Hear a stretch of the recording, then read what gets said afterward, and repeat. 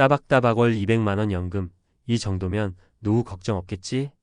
아마 많은 공무원 퇴직을 앞둔 분들, 혹은 이미 퇴직하신 분들이 한 번쯤 품어봤을 기대일 겁니다.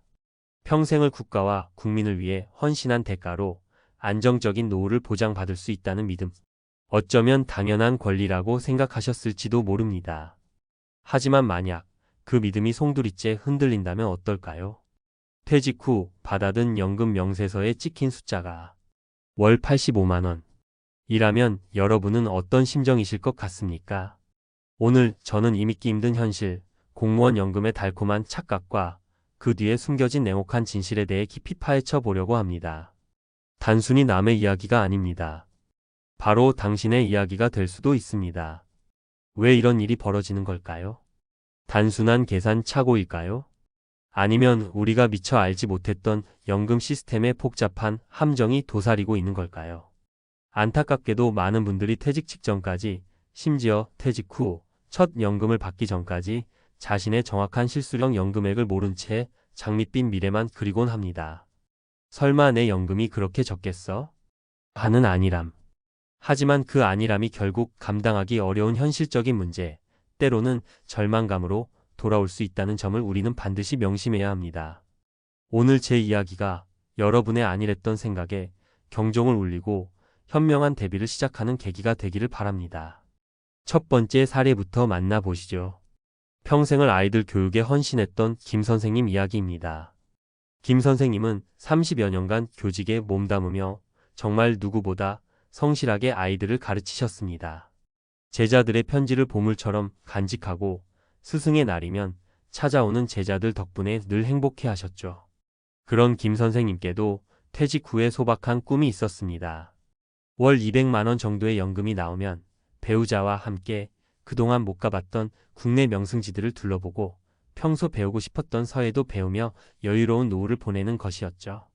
주변 동료 교사들이나 선배 퇴직자들로부터도 김 선생 경력이면 그 정도는 충분히 받을 수 있을 거야 라는 이야기를 심심찮게 들어왔기에 단 한 번도 자신의 연금액을 의심해 본 적이 없었습니다. 그저 퇴직일만 손꼽아 기다리셨죠. 드디어 퇴직 후 첫 연금 입금일. 김 선생님은 설레는 마음으로 은행 ATM기 앞에 섰습니다. 그런데 화면에 찍힌 입금액을 보고는 자신의 눈을 의심하지 않을 수 없었습니다. 85만원. 몇 번을 다시 확인해 봐도 숫자는 변하지 않았습니다. 국민연금과 합산한다고 해도 본인이 기대했던 200만원에는 턱없이 부족한, 그야말로 절반에도 미치지 못하는 금액이었습니다. 이게 어떻게 된 거지? 전산 오류인가? 처음에는 믿기지 않아 당황한 목소리로 연금공단에 문의했지만 돌아온 답변은 차갑기 그지없었습니다. 선생님, 지급된 연금액은 정상적으로 산정된 금액이 맞습니다. 그 순간 김 선생님 머릿속은 하얗게 비는 듯 했다고 합니다. 예상치 못한 연금액에 김 선생님 부부의 소박했던 노후 계획은 그야말로 산산조각 났습니다. 계획했던 해외여행은커녕 가까운 국내 여행조차 망설여졌습니다. 생활비 부담은 생각보다 훨씬 컸고 그토록 하고 싶었던 서예 수업은 엄두도 내지 못하게 되었습니다. 무엇보다 김 선생님을 힘들게 한 것은 깊은 상실감과 배신감이었습니다. 내가 평생을 국가에 헌신하고 아이들을 위해 살았는데 그 결과가 고작 이것인가? 밤마다 잠 못 이루며 깊은 한숨과 함께 우울감에 시달리게 되셨죠. 믿었던 연금의 배신은 김 선생님의 자부심마저 송두리째 흔들어 놓았습니다. 다음은 누구보다 꼼꼼한 성격으로 알려졌던 박 사무관님의 사례입니다. 정년퇴직을 몇 년 앞둔 박 사무관님은 성격 자체가 워낙 치밀하고 꼼꼼하셨습니다. 그래서 퇴직 전 자신의 예상 연금액을 공무원 연금공단 사이트를 통해 여러 차례 직접 확인하고 필요하다면 상담까지 받으셨죠. 서류상으로는 분명 월 210만원 정도가 찍혀 있었고 박 사무관님은 이 금액을 기준으로 퇴직 후의 생활 계획을 아주 구체적으로 세워두셨습니다.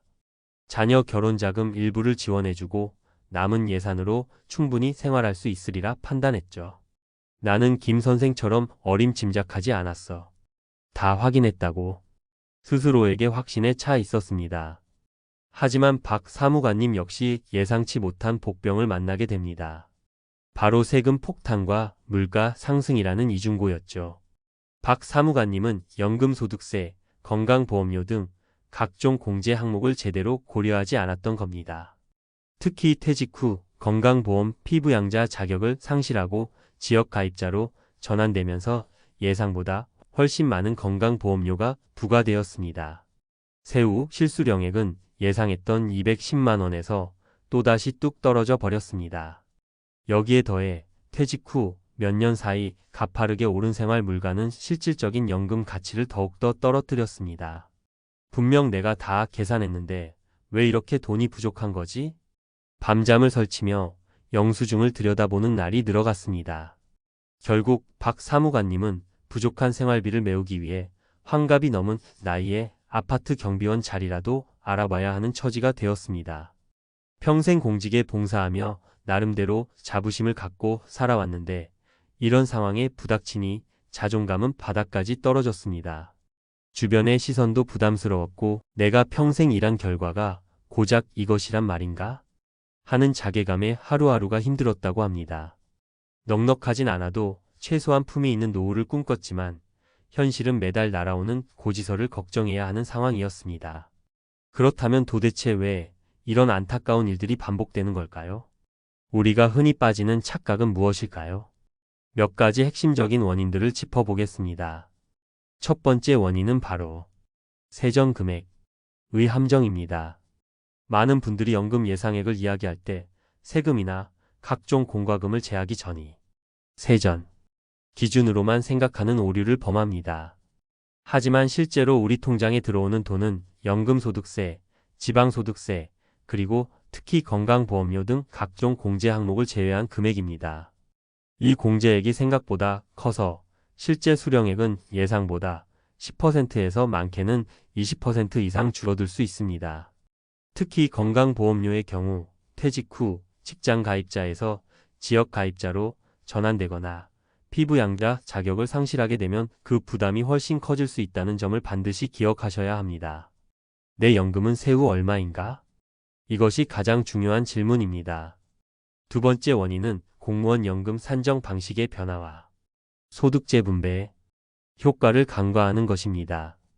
공무원 연금 제도는 국가 재정 상황과 사회적 요구에 따라 여러 차례 개혁을 거쳐왔습니다. 그 과정에서 과거보다 지급률이 낮아지기도 했고 소득 상한선 설정 등으로 인해 고소득자의 연금액이 과거 선배들보다 상대적으로 적어지는 경우가 발생합니다. 또한 연금 산정 시 단순히 개인의 납입액이나 재직 기간뿐만 아니라 전체 가입자의 평균 소득을 반영하는 소득재 분배의 요소가 포함되어 있습니다. 이는 저소득층에게는 유리할 수 있지만 상대적으로 고소득층이었던 분들에게는 예상보다 연금액이 적게 느껴지는 요인이 될 수 있습니다. 예전 선배들은 얼마 받았다더라 는 이야기가 지금 나에게 그대로 적용되지 않을 수 있다는 현실을 직시해야 합니다. 세 번째로 물가 상승률을 고려하지 않은 명목 가치의 착시에 빠지기 쉽습니다. 현재 기준으로 월 200만 원이라는 돈이 괜찮아 보일 수 있습니다. 하지만 10년 후, 20년 후에도 그 돈이 지금과 같은 가치를 지닐까요? 절대 그렇지 않습니다.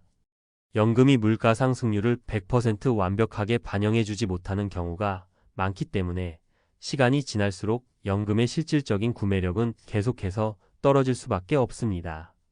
퇴직 시점의 연금액만 생각하고 장기적인 인플레이션 위험을 간과한다면 시간이 흐를수록 생활은 더욱 팍팍해질 수밖에 없는 것이죠. 지금의 200만 원이 10년 뒤에도 200만 원의 가치일까? 이 질문을 스스로에게 던져 보셔야 합니다. 자, 그렇다면 이렇게 암담한 현실 앞에서 우리는 좌절만 하고 있어야 할까요? 아닙니다. 지금부터라도 철저히 준비한다면 이러한 충격을 최소화하고 보다 안정적인 노후를 맞이할 수 있습니다. 몇 가지 현실적인 대비책을 말씀드리겠습니다. 첫째, 퇴직 최소 5년 전부터는 정확한 실수령액을 파악하고 이를 바탕으로 현재의 재무 상황을 냉정하게 점검해야 합니다. 막연한 기대감은 이제 버리십시오. 공무원 연금공단 홈페이지를 통해 예상 연금액을 조회하거나 직접 방문 또는 전화 상담을 통해 세후 실수령액을 정확히 확인하는 것이 가장 중요합니다. 그리고 그 금액을 기준으로 현재의 지출 규모와 꼼꼼히 비교해 보십시오. 만약 부족한 부분이 있다면 그 간극을 어떻게 메울 것인지 구체적인 재무 계획을 수정하고 보완해야 합니다. 필요하다면 신뢰할 수 있는 재무 전문가의 도움을 받는 것도 좋은 방법입니다. 아는 것이 힘이다. 라는 말처럼 현실을 정확히 아는 것에서부터 모든 준비는 시작됩니다. 둘째, 공무원 연금 외에 추가적인 소득원과 든든한 비상 자금을 반드시 확보해야 합니다. 안타깝지만 이제 공무원 연금 하나만으로는 풍족한 노후 생활을 기대하기 어려운 시대가 되었습니다. 이 현실을 직시하고 개인연금 IRP, 연금저축, 주택연금, 혹은 소규모 임대소득이나 부업 등 추가적인 현금 흐름을 만들 수 있는 다양한 방안을 퇴직 전에 미리 그리고 적극적으로 준비해야 합니다. 또한 예상치 못한 질병이나 사고 혹은 긴급한 자금 필요에 대비하기 위한 충분한 비상 자금 마련은 선택이 아닌 필수입니다. 최소 6개월에서 1년치 생활비 정도의 비상 자금은 언제든 활용할 수 있도록 준비해 두시는 것이 좋습니다. 셋째, 퇴직 전부터 지출 다이어트를 시작하고 새로운 생활 방식의 변화를 연습해야 합니다. 퇴직 후에는 대부분 소득이 줄어들기 때문에 그에 맞춰 지출도 줄여나가야 합니다. 현재의 소비 패턴을 면밀히 점검하고 불필요하거나 과도한 지출 항목은 과감히 줄이는 지출 다이어트를 미리 연습해 보십시오. 예를 들어 외식 횟수를 줄이거나 고가의 취미생활 대신 돈이 적게 드는 소박한 취미를 개발하는 것이죠. 또한 물질적인 풍요보다는 정신적인 만족감을 추구하는 생활 방식으로의 전환도 필요합니다. 이러한 연습은 단순히 돈을 아끼는 것을 넘어 퇴직 후 변화된 삶에 적응하고 심리적인 안정감을 유지하는 데도 큰 도움이 될 것입니다. 오늘 제가 말씀드린 공무원 연금의 충격적인 현실은 결코 남의 이야기가 아닐 수 있습니다.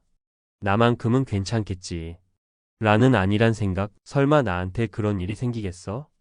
라는 막연한 낙관론보다는 냉정하게 현실을 직시하고 철저히 대비하는 자세가 그 어느 때보다 중요합니다. 지금이라도 결코 늦지 않았습니다.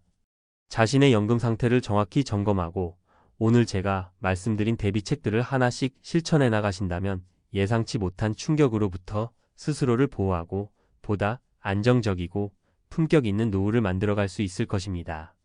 충분한 정보와 철저한 준비는 예기치 못한 충격으로부터 우리를 보호하는 가장 강력한 방패이자 더 나아가 우리가 꿈꾸는 안정적이고 품격 있는 노후를 설계하는 든든한 기반이 됩니다. 오늘 제 이야기가 여러분의 은퇴 준비에 경종을 울리는 동시에 절망이 아닌 희망을 스스로 설계해 나가는 현명한 길잡이가 되기를 진심으로 바랍니다. 여러분의 빛나는 인생 2막을 응원합니다. 오늘 이야기가 여러분의 삶에 작은 울림이라도 드렸다면 그리고 앞으로도 이러한 진솔한 이야기와 현실적인 조언을 계속해서 듣고 싶으시다면 조용히 구독 버튼 한번 눌러주시면 큰 힘이 되겠습니다. 여러분의 소중한 좋아요 하나하나가 더 나은 내용을 만드는데 밑거름이 되고요. 혹시 오늘 내용에 대해 궁금한 점이나 나누고 싶은 여러분의 이야기가 있다면 주저 마시고 댓글로 남겨주십시오. 하나하나 소중히 읽고 앞으로 더 깊이 있는 이야기를 나누는데 참고하겠습니다. 감사합니다.